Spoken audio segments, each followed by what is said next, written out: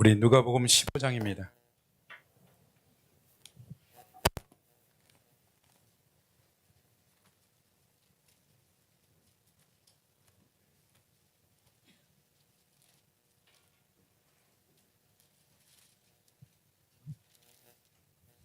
(15장) 1절로 우리가 10절까지 합독하겠습니다.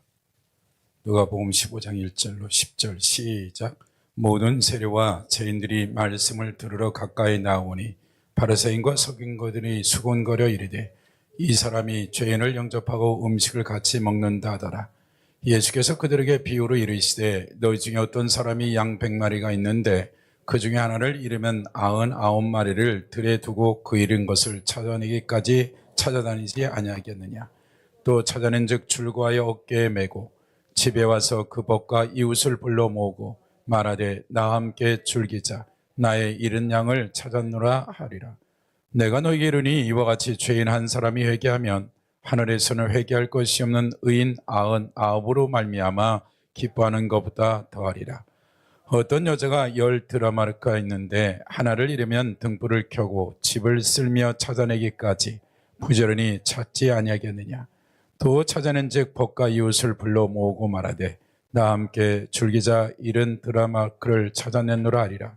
내가 너희에게 이르니 이와 같이 죄인 한 사람이 회개하면 하나님의 사자들 앞에 기쁨이 되느니라. 아멘.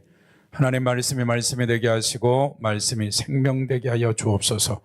하나님 나라가 우리 삶의 실제가 되게 하시고 우리의 삶의 현장 가운데 성전된 하나님의 인재와 기름 부음이 발걸음마다 실체화될 수 있는 삶의 현장이 되기를 소원하고 원합니다.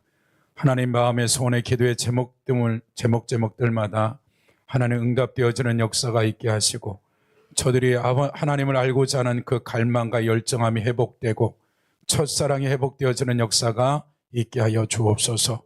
하나님 이 시간도 주의 중에 말씀을 선포하는 자리에 서사오니 성령님 도와주시옵소서. 감사드리며 예수님의 이름으로 기도했습니다. 누가복음 15장에 세 개의 사건들이 있죠. 잃어버린 양, 잃은 드라크마라는 비유, 탕자의 비유에 대한 이 세 가지가 똑같은 얘기를 이제 누가가 기록하고 있는 것들이죠. 우리가 먼저 볼 것은 이사야서 1장으로 가보시면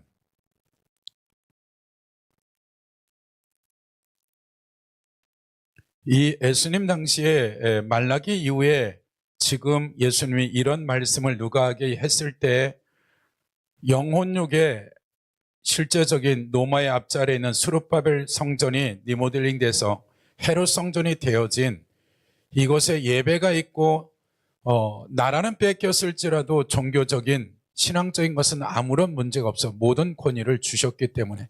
그럼에도 불구하고 그들의 영혼육의 상태가 1장 2절에 보면 하늘에 들으라 땅에 귀를 기울이라 여호와께서 말씀하기를 내가 자식을 양육하거늘 그들이 나를 거역하였도다.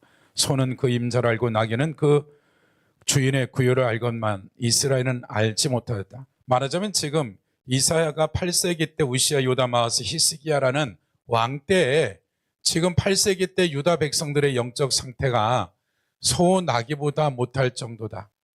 그 아버지 아마샤가 쫄딱 망한 상태에서 하나님이 우시야에게 은혜를 줘서 정치, 경제, 사회, 문화적으로 솔로몬 이후에 최고의 정성기를 누리고 있는 우시야 왕의 이조차도 이제 문둥병이 들어지는 이와 같은 여름 별장, 겨울 별장을 두고 말할 수 없는 경제력과 말할 수 없는 육체적인 그 복은 있는데 실제적인 영적 상태는 완전히 짐승보다 못하다라고 지금 얘기하고 있고, 그 다음 우리가 잘 아는 대로 9절에 가보면 만군의 여호와께서 우리를 위하여 생존자를 조금 남겨두지 아니했더라면 우리가 소돔 같고 고모라 같았으리라. 너희 소돔에 가는 데라 여호와의 말씀을 들을지어다. 너희 고모라의 백성아 우리 하나님의 법에 귀를 기울일지어다. 그 다음에 짐승과 같은 삶에 대한 얘기를 해놓고 그 다음에 너희가 지금 소돔과 고모라다. 동성애 이상의 수간을 하게 되고 어디가 안식일을 지키고 절기를 지키는 유다 백성들의 상태가 동성애를 뛰어넘어 수간을 뛰어넘는 상태가 지금 이들이 하고 있는 삶의 현장이다. 그리고 1절부터 보면 여호와께서 말씀하시되 너희의 무수한 재물이 내게 무엇이 유익하냐? 나는 수양의 범죄와 살찜 짐승의 기름에 배불렀고 나는 수송아지나 어린 양이나 수염소의 피를 기뻐하지 않으라. 너희가 내 앞에 보이려니 이것을 누가 너희에게 요구하였느냐? 내 마당만 밟을 뿐이라.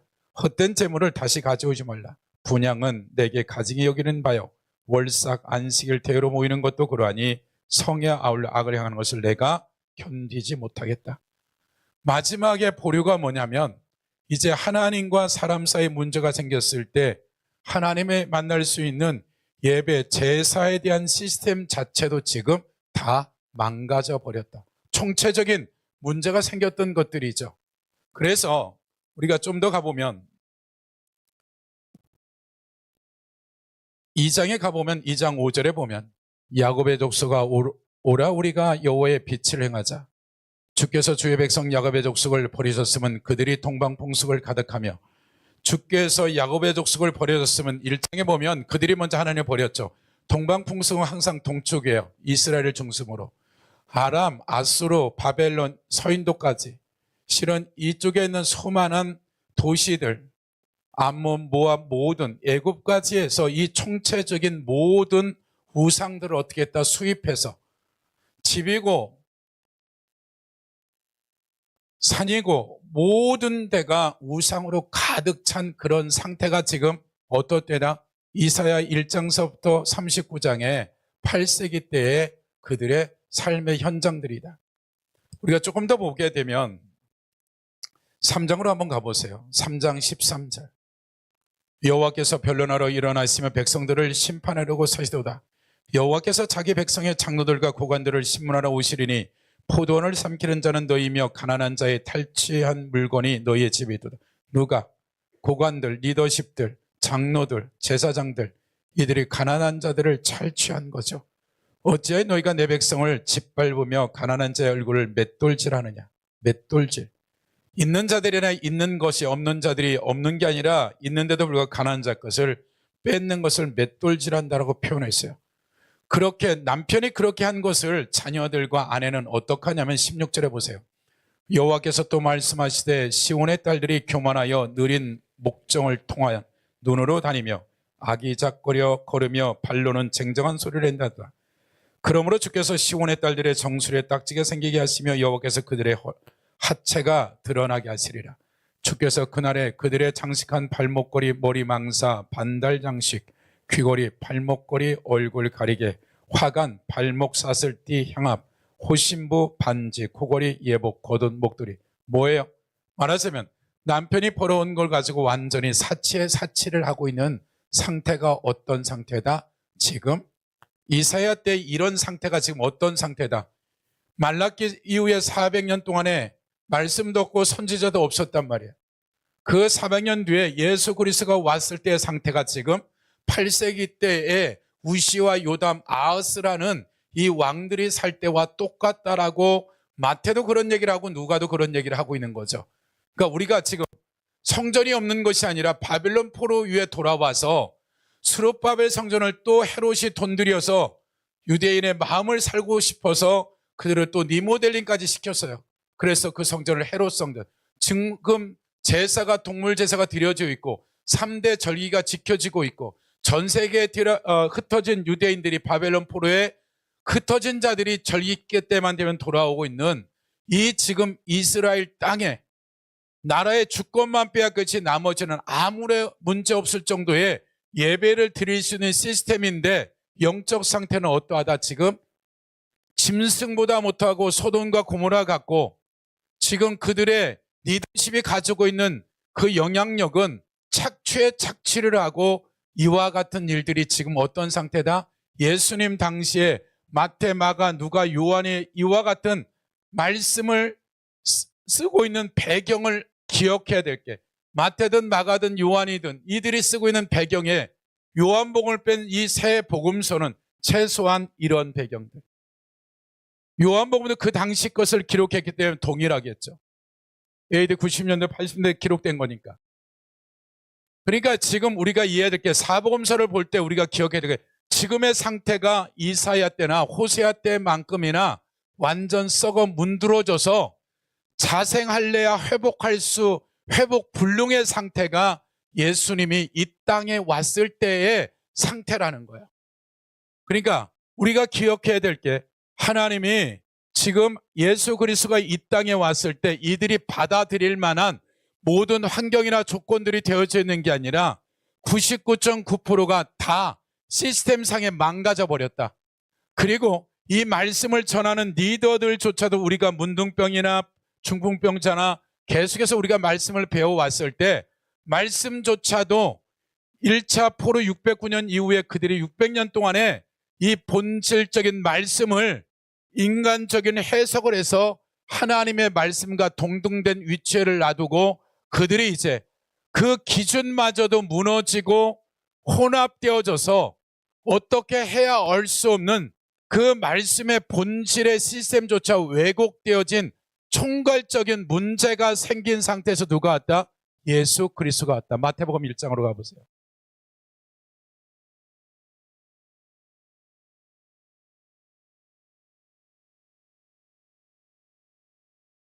1장 1절, 2절, 3절까지만 우리 같이 한번 읽어볼까요? 시작. 아브람과 다윗의 자손 예수 그리스도의 계보라. 아브람이 이삭을 낳고 이삭은 야곱을 낳고 야곱은 유다와 그의 형제를 낳고 유다는 다말에서 베레스와 세레를 낳고 베레스는 헤스본을 낳고 헤스본은 남을 낳고. 마태는 1장 1절부터 아브람 창세기 12장서부터 시작해서 이제 어디까지 가냐면 뒤에 보시면 12절 보세요. 바벨론으로 사로잡혀간 후에 여고냐는 스알데를 낳고 스알데는 스룹바벨을 낳고 스룹바벨은 아비옷을 낳고 아비옷은 엘리야김을 낳고 엘리야김은 아소르는 사독을 낳고 사독은 아킴을 낳고 아킴은 엘리웃을 낳고 엘리웃은 엘리야사를 낳고 엘리야사는 mat단을 낳고 mat단은 야곱을 낳고 야곱은 마리아 남편 요셉을 낳으니. 마리아에게서 그리스도와 칭하는 누가 낳았다? 분명하게 이 축복을 얘기하면서 중간에 70년도에 스룹바벨 성전이 지어졌고 이후에 포로로 잡혀갔는데 그들이 돌아왔다는 얘기를 마태는 기록하지 않고 있어요. 말하자면 그들이 북이스라엘의 아수르에 의해서 722년도 그 다음 바벨론이 완전히 3차 508에서 성전이 무너졌단 말이에요. 그러면 지금 굉장히 중요한 성전 건축이 되어진 스룹바벨 성전의 영광이 되어졌는데 마태는 이 스룹바벨 성전에 대한 얘기를 한마디도 안 하고 바벨론 포로로 끌려간 걸로 그냥 완전히 족보에 대한 걸 끝을 내버려요. 그리고 밑도 끝도 없이 마리아와 요셉에 대한 얘기를 하면서 예수 그리스도에 대한 얘기를 하는 거죠. 말하자면 그 나라는 육적 이스라엘의 나라는 완전히 멸망을 당해서 회복 불능이다. 말하자면 그들의 삶에 있어서 완전히 시스템상에 망가질 뿐만 아니라 그 선민으로 선택된 이들에게 있어서 지금 바벨론 포로 이후에 계속 페르시아, 헬라, 로마에 이르기까지 끊임없이 그들의 삶에 있어서 그 보이지 않는 하나님의 사람들이 있었지만 전체적으로 이제 완전히 그 이스라엘 나라는 멸망해서 회복 불능의 상태가 돼버렸다라는 거예요 지금. 그러니까 마태는 이제 이들에게 있어서 그 후에 말라기 이후에 끊임없이 그들에 대한 하나님의 어떤 기대감이 있었지만 그들에게 있어서는 말라기의 그 타락이 끝이 안 보일 정도로 어느 정도 소돼지보다 못하다. 소돔과 고모라와 같다. 이와 같은 삶의 이들의 삶의 영역을 지금 마태는 그 출애굽한 이스라엘 백성들의 나라는 이제 끝났다라고 얘기하는 거죠. 그리고 그들이 원하는데도 왕도 주고 모든 것을 그들에게 주었지만 그들의 준 결과가 지금 어떻게 됐다? 완전히 끝이 나버릴 뿐만 아니라 회복할 수 있는 기능이 다 마비돼 버린 거예요. 그러니까 예수님이 왔을 때는 가능성이 하나도 없어. 모니터 조금만 켜줄래? 전혀 이게 되어 있지 않는 거죠. 시스템 자체가 완전히 망가져 버려가지고 이제 회복 불능의 상태에서 누가 왔다? 예수님이 왔다. 그리고 나서 뭐라고 얘기해? 18절 보세요. 예수 그리스도의 나심은 이러하니라. 그의 어머니 마리아가 요셉과 약혼하고 동거하기 전에 성령으로 잉태된 것이 나타났더니 그의 남편 요셉은 의로운 사람이라 그를 드러내지 아니하고 가만히 끊고 자요. 이 일을 생각할 때 주의 사자가 명하이르되 다윗의 자손 요셉아 내 아내 마리아 데려오기를 무서워하지 말라. 그에게 잉태된 자는 성령으로 된 것이라. 아들을 낳으니 이름을 에스라이라. 이는 그가 자기 백성을 뭐해서 그들의 죄에서 구원할 자입니다. 자기 백성을 그들의 죄에서 구원할 자이심이라는 거죠, 지금. 그러니까 예수 그리스도가 와서 지금 자기 백성들이 죄 가운데 있는데 이 죄를 언제뿐만 아니라 이미 이 모세 율법에 의해서 그들의 삶의 기준이 아닌 탈무드라는 이 인간이 만들어 놓은 이론과 이 잘못된 것에 그들의 삶이 완전히 기준에 잡혀 있기 때문에 돌아올 수 있는 가능성이 마이너스 100%다. 그러니까 말하자면 지금 그들의 70인 사내들이 공회원의 대제사장조차도 돈 주고 사고 팔 정도고 법을 그들부터 어기는 거죠. 대제사장들은 자기가 죽어야 대장이 생기는데 사이를 대제사장고 대제사장들이라 그래요. 신약에 보면. 그러면 둘이 있을 수가 없다고요. 그러니까 이 최고의 리더서부터 이 안에 바리새인과 서인과 율법사들이 가지고 있는 70명의 카르텔이 600년 동안 정립해놓은 이 시스템을 가지고 그들이 말씀으로 돌아가는 것이 아니라 기득권적인 것을 유지하기 위해서 상상도 못할 일들을 지금 누가 하고 있다? 그들이 하고 있는 것들이죠.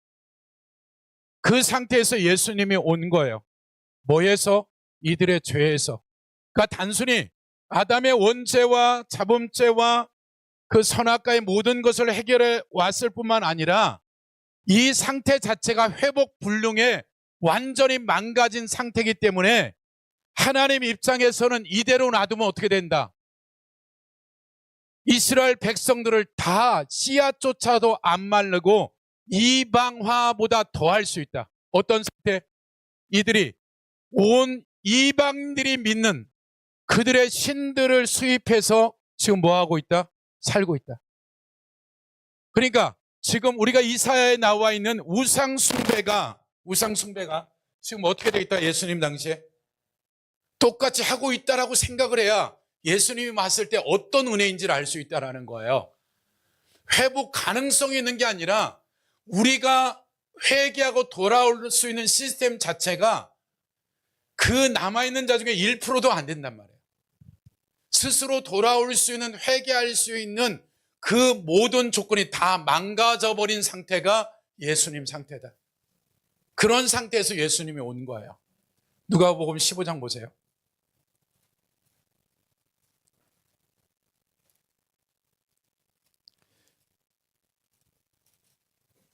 1절 모든 세례와 죄인들이 말씀을 들으러 가까이 나오니. 우리가 배웠어요. 세리는 뭐다? 가늠과 살인보다 더한 죄인이다. 그래서 그들은 구원이 없다. 세리 되는 순간 그 직업군은 아브라함의 자손은 끊긴다. 이런 잘못된 이 세리들. 또한 죄인들이라는 것은 실제적으로 사회적으로 중풍병자가 되어졌던 이미도 죄로 말미암아 누가 봐도 죄인이라는 이들이 예수님이 이제 어떻게 돼요? 죄인들이 말씀을 들으러 가까이 나아오니 바리새인과 서기관들이 수군거렸어요. 굉장히 많은 무리가 있었던 거죠. 이 사람이 죄인을 영접하고 음식을 같이 먹는다 하더라. 그러니까 이건 그 당시에 우리가 계속 문화적으로는 세리와 밥 먹는다는 건 내가 세리와 같은 취급을 당하는 거야. 가족의 명예이고 공동체의 명예가 완전히 수치스러워지는 일들인데 예수님이 지금 이렇게 간 거예요. 그러면 여기서 죄인이라고 얘기한 당시의 1세기 때 죄인은 이미 그 죄 때문에 하나님이 심판해서 구원을 받을 수 없다라고 이미 모든 종교 지도자들이 결정을 내렸고 그 모든 공동체와 사회에서 이 죄인이라는 이 말을 이 당시에 썼을 때는 구원 받을 수 없는 인생 끝장이 난 사람들을 뭐라고 한다? 죄인들이라고 그러는 거예요. 그러니까 이 죄인들은 가능성이 아예 없는 거라고요. 그러니까 이들의 삶은 완전히 자포자기로 끝난 거죠, 그냥. 근데 주님이 이상한 얘기들을 하는 거죠. 3절 예수께서 그들에게 비유로 이르시되 너희 중에 어떤 사람이 양 100마리가 있는데 그 중에 하나를 잃으면 99마리를 들에 두고 그 잃은 것을 찾아내기까지 찾아다니지 않겠느냐.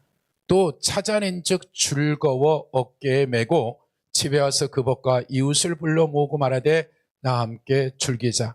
나는 나의 잃은 양을 찾아내었노라 하리라. 그러니까 지금 어떤 비유예요? 죄인들에 대한 것을 바리새인들에게 그냥 잃어버린 100마리 중에 한 마리의 잃어버린 양에 대한 얘기를 했을 때 종교 지도자들이나 이 당시의 사회 구조로는 이 말을 이해할 수가 없다는 거예요. 왜 그러냐면 이 한 마리의 죄는 뭐야? 이 죄인들이란 말이에요. 이미도 그들이 죄를 져서 심판을 받아서 끝장이 났는데 이 99마리가 중요하지 이 한 마리는 이미 하나님의 심판 가운데 들어가서 찾을 필요가 없고 찾는 자체가 이상한 거예요. 왜? 그 기준이 뭐예요? 그들이 갖고 있는 율법의 기준, 그들이 가지고 있는 토라라는 이 말씀의 기준으로 봐서는 이것은 스스로 그가 죄를 지어서 그 죄악 가운데 신명기나 내에게 나와 있는 대로 법대로 심판을 받았기 때문에 이들에 대해서는 양심적 가책을 느낄 것도 없고 아무런 이유도 없는 거예요. 그러니까 지금 실제적으로 세리 정도가 아니라 죄를 지어서 인생이 끝났다라는 중풍병자가 되어졌던 이 모든 이들에 대한 회복 가능성이 없다라고 생각하는 이들을 찾아서 회복하겠다라는 것을 지금 바리새인과 서기관들에게 비유로서 지금 얘기하고 있는 거죠. 그러니까 이것을 바리새인과 서기관들이 이해가 안 되는 거예요. 하나님의 말씀을, 그러니까 그들이 지금 끄집어내는 것은 하나님의 말씀은 이들은 이미 죄 때문에 심판을 받아서 결과물이 나왔는데 그럼 이들의 인생은 끝장난 것이고 이들은 이제 구원이 없다라고 생각한 거죠.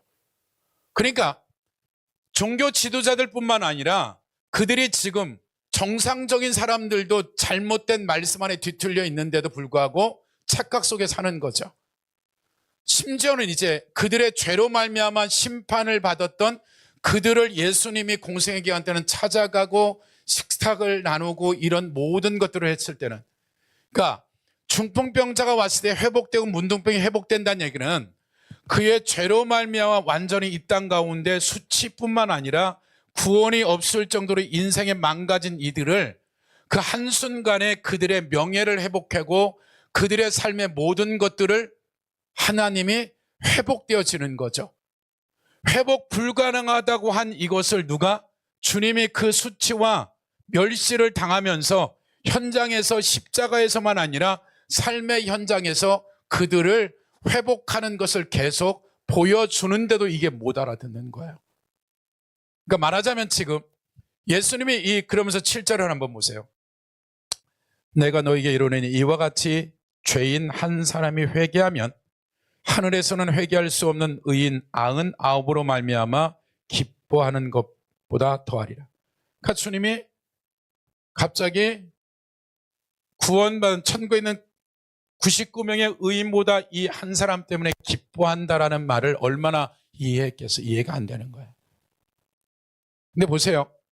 이 죄인들은 회개할 수가 없어요. 왜? 이미 심판을 받아서 인생이 끝나버렸기 때문에 회개는 자체조차도 이들에겐 아무런 의미가 없는 거야. 끝났기 때문에. 그럼 보세요. 이 죄인들이 예수님을 찾아온 자도 있지만 어떻게 돼요? 주님이 이 죄인들을 찾아간 거예요. 자세히 보시면 죄인들이 무엇인가 예수님을 찾아온 것이 아니라 대부분이 주님이 찾아갔다고요. 찾아가서 그의 죄성들을, 잘못된 것들을 회개하라고 한 것이 아니라 그냥 하나님의 전적인 은혜로 고쳐버렸어요. 고쳤다는 얘기예요. 그러니까 무슨 얘기예요? 이제 하나님의 사랑이나 회개에 대한 이 부분 자체가, 우리의 개념은, 회개는 내가 주님께 회개해야 주님이 올 거라는 이 개념이에요. 아니요. 예수님이 왔을 때는 회개를 할 수 없을 정도로 망가져버린 상태에서 이대로 두면 이제 모든 것이 끝장에, 왜? 하나님 모세를 통한 법대로 하나님은 진행해야 되기 때문에 시간이 지나면 지날수록 진멸되어져서 끝날 것을 주님이 아신 거예요. 그들에게 말씀을 줘서 말씀대로 살지 않으면 하나님은 구약에서는 왜 아수르의 포로가 되고 바벨론의 포로가 되어 그들의 죄 때문에 이렇게 된 거죠. 설득하고 이해시켜서 은혜를 주지만 끊임없이 그들에게 있어서는 회복할 가능성이 없는 걸 하나님이 아시고 이제 오신 거예요.